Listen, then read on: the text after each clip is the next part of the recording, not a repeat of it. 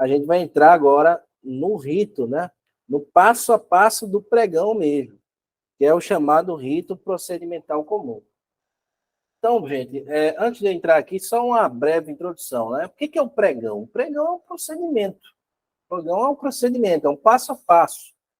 Um passo a passo para quê, professor? Para fechar um contrato. Existem outros procedimentos? Existem. Existe o procedimento da concorrência, existe o procedimento do diálogo competitivo, existem outros procedimentos. Mas o mais conhecido, o mais utilizado, de longe, é o pregão. Né? O pregão está no centro dessas decisões. Né? Então, a gente hoje está focando nele. A gente não vai falar das outras, nem nada que interesse a outras modalidades de licitação. Mas, no pregão, a gente vai se aprofundar bastante. Então, primeira coisa que a gente tem que ver é que o artigo 29 da Lei de Licitações, ela estabelece que a concorrência, que é uma outra modalidade, e o pregão seguem o chamado rito procedimental comum. Ou seja, os dois seguem o mesmo rito, o mesmo passo a passo, que é exatamente aquele passo a passo que eu já mostrei para vocês em outras oportunidades aqui. Pela terceira vez eu já mostro ele para vocês. Ou seja, começa com planejamento, depois a divulgação do edital, propostas e lances, a fase de julgamento, a fase de habilitação, a fase recursal, depois a adjudicação e homologação. Essas são as fases previstas na lei. Esse é o passo a passo do pregão. Esse é o passo a passo do procedimento administrativo chamado licitação na modalidade pregão. Esse é o passo a passo. E aí a gente vai falar um pouquinho mais atentadamente sobre cada fase dessas, né? Na fase preparatória, como eu disse para vocês, é que se escolhe qual é a modalidade. Hoje nós vamos falar só sobre o pregão, mas nós temos a modalidade de concorrência para bens e serviços especiais,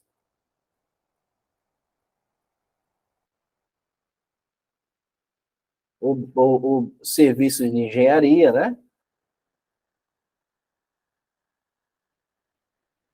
Tem uma complexidade específica, tem uma outra maneira de ver o edital.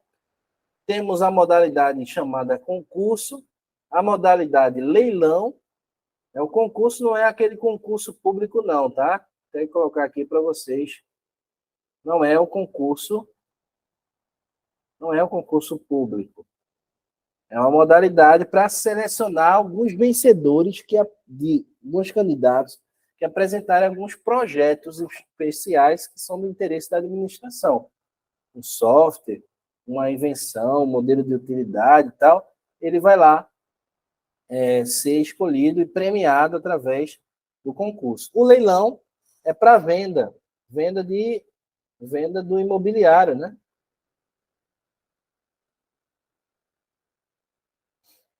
Então, vai vender os imóveis da prefeitura, vai atrás do leilão. O diálogo competitivo é quando ele tem uma fase de diálogo com o mercado para escolher e definir o que realmente eles precisam, qual é a melhor solução. Então, essas são as 5 grandes modalidades, mas a gente, como eu falei, vamos focar aqui no nosso pregão. E a lei vai chamar que o pregão é a modalidade de licitação. Gente, presta atenção. Modalidade de licitação obrigatória. Obrigatória para bens e serviços comuns. O que é bens e serviços comuns? É aqueles que eu consigo encontrar com facilidade no mercado. Se eu for em algum lugar e procurar um serviço, aquele padrão ali de qualidade eu vou encontrar, esses bens e serviços comuns. Se for essa a situação, o pregão é obrigatório. Tá? Isso também é uma novidade.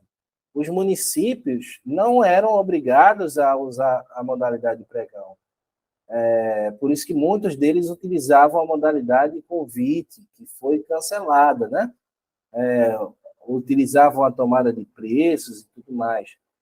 O pregão agora é obrigatório. Só esfera federal que o pregão era obrigatório já antes da nova lei. Mas agora se tornou obrigatório para todo mundo, tá? E o critério de julgamento, que pode ser o de menor preço ou de maior desconto. E eu vou explicar para vocês o seguinte. O que é o critério de julgamento? A própria palavra já está dizendo, né? O critério que eu vou utilizar para definir quem vai ser o vencedor. Então, se eu disser que nesse pregão o critério é de menor preço, quem vai ganhar a licitação é aquele que apresentar uma proposta com preço menor, né? E o de maior desconto. Quem vai ganhar a licitação é aqueles que a administração oferecer um preço e aí quem distribuir, né, quem oferecer o desconto maior será o vencedor. Então, essas são as possibilidades. O que deve ter no edital de licitação? É aí o artigo 25 da nova lei de licitação, vai dizer que o edital vai ter conteúdo sobre o objeto, então, mobiliário hospitalar, não é uma licitação para extintor, ele vai dizer aqui, nesse momento, de forma resumida.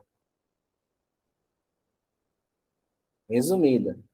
Terão as regras relativas à convocação, ou seja, quem pode participar da licitação, quem não pode participar, vai estabelecer ali qual vai ser a forma de julgamento, então as pessoas já vão saber qual serão os critérios que serão utilizados para julgar a proposta, os documentos de habilitação, tá? Então a habilitação vai estar aí no centro, né, dessa questão de hoje. Por quê? Porque a inabilitação hoje é um grande problema para todos os licitantes, né? Então, isso tem que estar no edital e muitas vezes o próprio edital ele traz algumas ilegalidades, como nós vamos ver já já. Recursos e penalidades. Então, como eu posso fazer para entrar com recurso se eu for inabilitado ou desclassificado? Né? A fiscalização e a gestão do futuro contrato e as condições de entrega e de objeto e de pagamento. Ok? Termo de referência, a gente já deu uma adiantada lá no início, né? Trazemos aqui a especificação da lei, vai especificar o preço do produto e a lei vai dizer que a administração deverá criar um catálogo nacional de preços, né, para facilitar essa pesquisa de preços. Esse catálogo vai ser publicado ainda hoje. Nós não temos ele pronto, né, na data em que eu estou gravando esse curso, mas quando tiver, esse termo de referência vai fazer uma ligação, né, uma ligação entre o preço que está na licitação e o preço efetivo, né? O preço efetivo do catálogo. Muito bem. A indicação dos locais de entrega dos produtos e das regras de recebimento provisório e definitivo. Então, como é que eu vou receber esse produto? Eu vou receber esse produto provisoriamente, depois eu vou testá-lo e depois eu vou dizer se aceito inteiro. Isso às vezes acontece. Então, as formas todas têm que estar lá. Onde eu vou entregar esse produto? Já teve cliente nosso aqui, chegou lá no almoxerifado, o chefe do almoxerifado simplesmente não sabia que ia chegar aquele produto e mandou voltar, né? E aí fica complicado, né? Então tem que estar no edital explícito, olha, vai entregar em tal lugar, no tal setor, em tal hora até tal hora, tá? E de preferência já dizendo o nome do responsável, olha, fale com fulano. O termo de referência é muito específico, tem que ser. A especificação da garantia e questões de assistência técnica também estarão lá. Quando a gente trata de serviços, a gente vai ter a possibilidade de terceirização, né? Terceirização. Quais são as atividades que podem ser terceirizadas? Materiais acessórias, instrumentais e complementares. Nunca a atividade principal.